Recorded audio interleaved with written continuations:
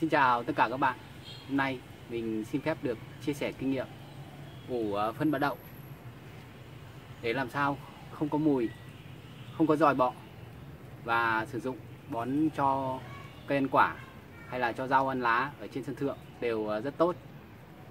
Như các bạn đã biết, phân bã đậu thì rất là tốt, nhưng mà các bạn không biết ủ thì gây ra mùi rất là khó chịu, nhất là những gia đình ở thành phố mà trồng rau trên sân thượng giống như mình, và ủ phân bã đậu mà có mùi thì sẽ ảnh hưởng đến hàng xóm, gây mất đoàn kết.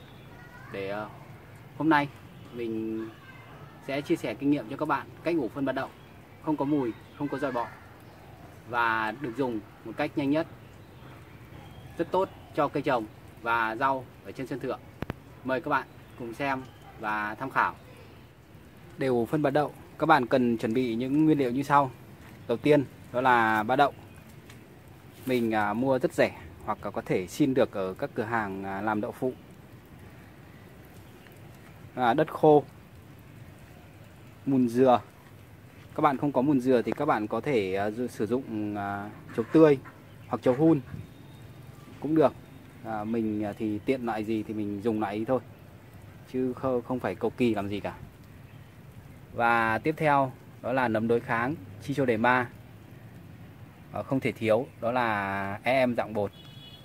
Hai loại này là có hai cái này thì mình mới ủ được phân bã đậu. Nếu mà không có nấm Tricho thì mua rất dễ, nhưng mà không có cái em khô này thì các bạn có thể sử dụng gói vệ sinh bồn cầu, vệ sinh thông tắc, xử lý bồn cầu cũng được, không sao cả, cũng rất là tốt thôi. Và sau đây là cách ủ, cách trộn để ủ phân bã đậu không có mùi, không có giòi bọ, không gây mất đoàn kết hàng xóm. Mời các bạn cùng xem. Để trộn phân bã đậu, đầu tiên chúng ta đổ đất khô vào thùng. Đây hôm nay mình dùng theo chậu thì các bạn cứ đong là một chậu đất khô, một chậu bã đậu và một chậu chấu hun, mỗi thứ một phần bằng nhau. Đây mình đong bằng chậu. Sau đó các bạn đổ bã đậu vào, dùng đất khô và mùn dừa để ủ bã đậu. Thì các bạn lưu ý rằng là đất là phải khô và mùn dừa là cũng phải khô, tại vì là cái bã đậu này nó đã là rất là ướt rồi.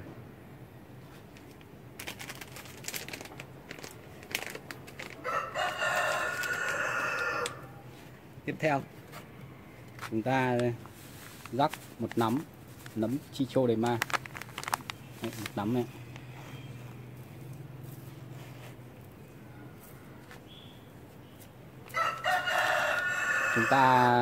Chúng ta rắc làm sao cho phủ kín bề mặt bã đậu là được.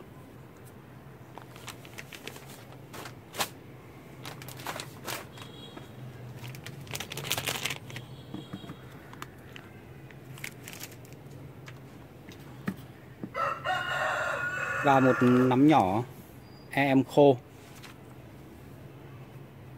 Đây, một nắm đây. Các bạn có thể nhìn thấy rõ. Rắc phủ kín bề mặt bã đậu.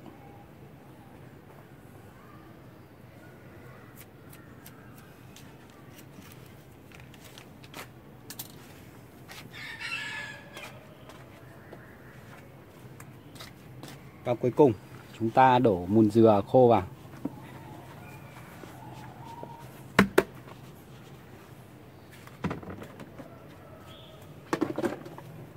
Sau đó chúng ta trộn đều lên, trộn đều bã đậu với cả mùn dừa với cả đất khô lên.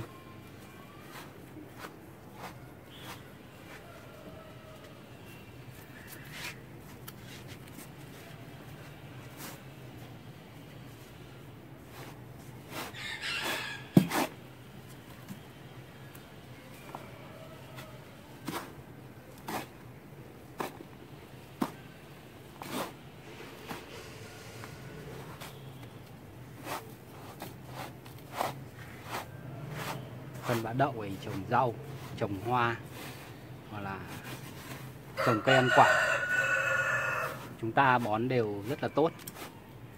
Nhưng mà bạn nào không biết cách ủ thì rất là mùi, và nhất là ủ ở dạng nước thì mùi kinh khủng khiếp luôn, không thể nào mà chịu được.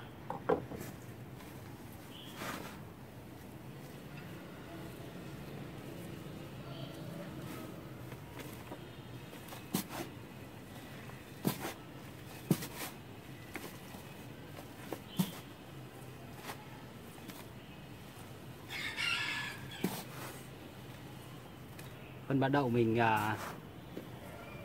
trộn thế này, mình ủ thì khoảng tầm 1 tháng đến 1 tháng rưỡi là dùng được.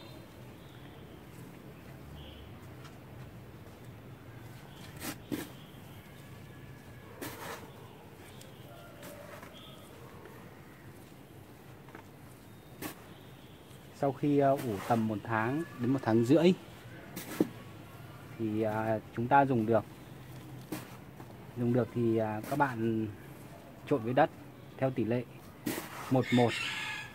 Đó là 1 phân bã đậu này với cả 1 đất cũ.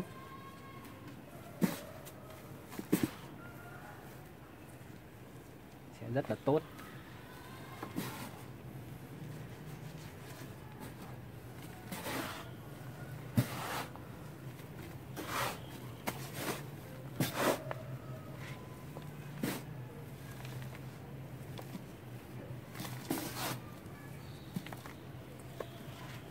Đảo đều, đảo thật đều lên, đừng để nó vắn cục.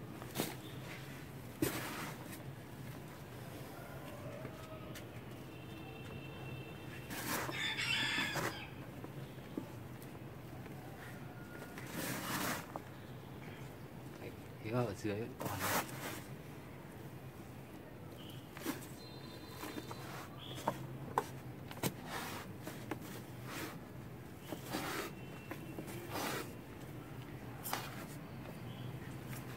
Đậu ướt thì các bạn nên nhớ là phải dùng đất thật khô và mùn dừa khô thì trộn vào, hút ẩm cho nhau thì là vừa.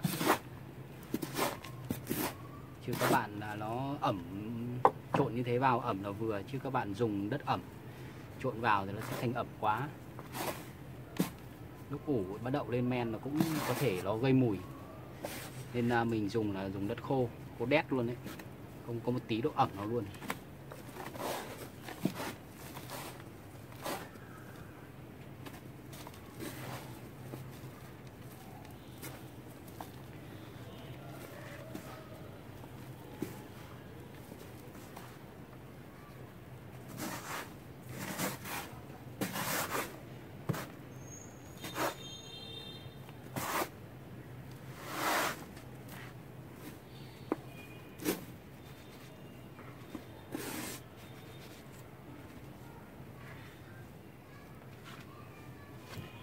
Đấy, mình như ở đây mình làm mẫu cho các bạn nhà như thế này, mỗi thứ 1 chậu để mình đổ vào thùng, mình trộn làm mẫu. Các bạn ủ số lượng nhiều thì các bạn có thể tính theo bao. Này, với hỗn hợp này thì chúng ta ủ khoảng 1 tháng đến 1 tháng rưỡi, hoặc để lâu hơn càng tốt là có thể dùng được. Khi dùng các bạn trộn với đất trồng rau, trồng hoa hoặc là trồng cây ăn quả thì các bạn sử dụng với tỷ lệ 1:1. 1 phân bã đậu ủ này với cả một đất cũ, các bạn trộn đều vào với nhau là dùng được.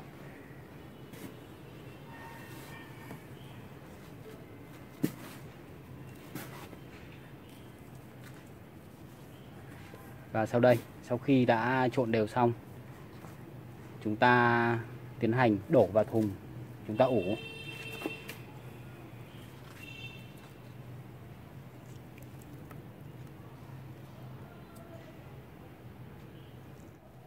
Sau khi đã trộn đều xong, các bạn tiến hành đổ vào thùng, và các bạn có bao tải thì các bạn đóng vào bao tải, các bạn ủ cũng được, để nơi mát mẻ, tránh mưa, tránh nắng.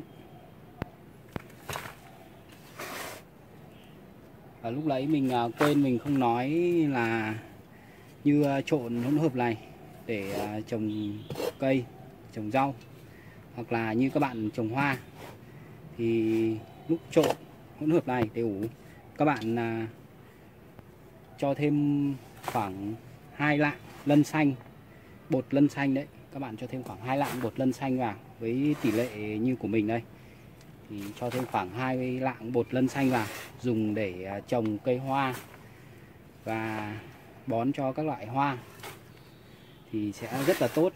Như ở đây mình ủ để mình trồng rau thì mình không cho một loại phân hóa học nào cả.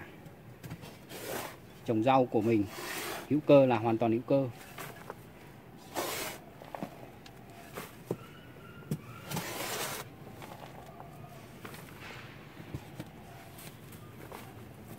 Các bạn lưu ý khi đổ vào thùng là đổ xong là chỉ san ra thôi, chứ các bạn đừng ấn xuống nó sẽ bẹp xuống thì vi sinh vật nó hoạt động sẽ rất là khó, nó sẽ rất là lâu hoai mục. Cái phân bã đậu này nó là thế, nên các bạn đổ vào, nhưng mà các bạn cứ kệ cho nó lồng cồng lồng bồng như thế, chứ các bạn đừng ấn. Đây như mình đổ vào xong mình chỉ san ra thôi cho nó bằng nhau thôi, chứ mình không ấn.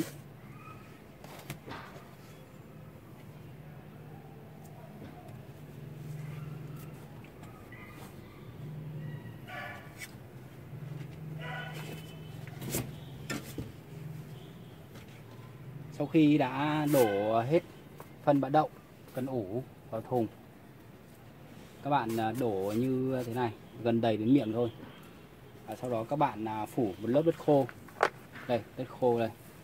Phủ một lớp đất khô lên trên để tránh ruồi chui vào để giòi, sinh ra giòi, và khi lên men để tránh mùi, cũng hạn chế được mùi rất là nhiều, gần như là không có mùi gì, và ruồi muỗi không thể chui vào mà để sinh ra giòi được. Đó. Sau đó các bạn dùng nắp các bạn đậy kín lại. Các bạn có thể phủ ni lông để tránh mưa, tránh nắng.